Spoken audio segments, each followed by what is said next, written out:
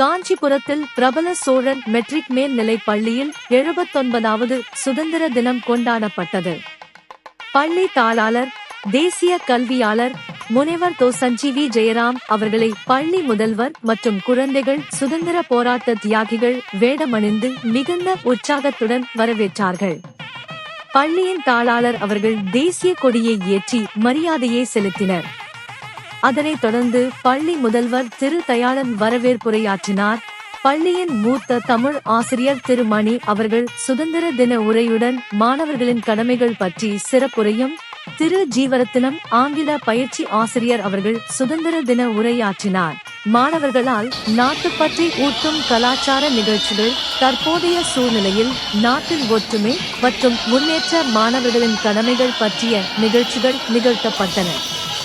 மாணவர்கள் சுதந்திர போராட்ட வீரர்களின் வாழ்க்கை வரலாற்றை பற்றிய உரைகள் வழங்கினர். பள்ளி முதல்வர் மற்றும் ஆசிரியர்கள் நாட்டின் வளர்ச்சியில் மாணவர்களின் பங்கு குறித்து உரையாற்றினர்.